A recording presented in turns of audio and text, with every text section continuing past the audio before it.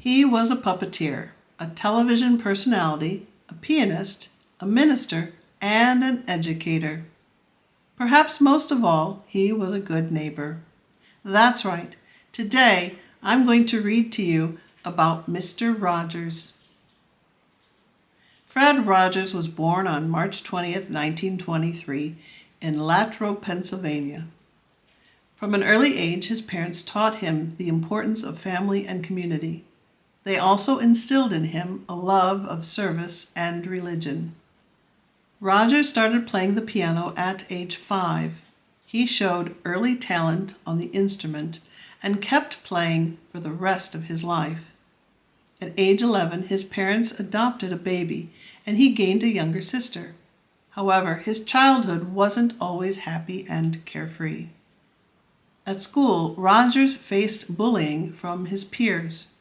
This experience later shaped the empathy he showed toward children as the host of Mr. Rogers' Neighborhood. After high school, Rogers attended Dartmouth, but soon moved to Rollins College, where he met his future wife, Joanne. They both studied music and played piano. Rogers graduated in 1951 with a degree in music. How did Fred Rogers get started in television? He first became interested in his future career while at home on break from college. He watched children's programming with his family and found himself disappointed. He felt that TV had the ability to make a huge difference in the lives of children. However, he didn't think the shows of the time were living up to that potential. In the early 1950s, Rogers took a job with WQED, a public television station in Pittsburgh. There, he worked behind the scenes on The Children's Corner. He wrote music, built puppets, and helped develop the plot of the show. This is also when Rogers began to study education and child development. Both would help shape his work on television. In the 1960s, Rogers moved to Canada, where he hosted a show called Mr. Rogers. Later, he and Joanne moved back to Pittsburgh with their 2 young sons, James and John.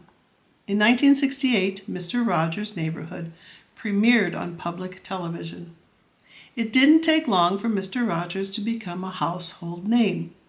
The show featured lovable characters like Henrietta, Daniel Tiger, and King Friday the 13th. In each episode, Rogers wore a sweater made by his mother. He also wore sneakers that helped him move quickly from any part of the set to his piano. There, Rogers drew on his background in music to write the songs for the show. Mr. Rogers held a special place in the hearts of many people. His show was not just educational. It helped children learn how to handle difficult emotions and treat others with respect. Mr. Rogers encouraged each and every person to be truly themselves. Mr. Rogers' Neighborhood aired for 31 seasons. It ended in 2001 after 895 episodes. A study done by Yale University found that viewers of the show retained more of the storyline than those who watched Sesame Street. It also found that they had more patience, a trait Mr. Rogers taught was a virtue. Fred Rogers passed away on February 27, 2003. He had stomach cancer. Today, he's remembered for his support of public television and children's education. His story has been told in films like 2018's Won't You Be My Neighbor and 2019's A Beautiful Day in the Neighborhood. Rogers once said, "The greatest gift you ever give is your honest self."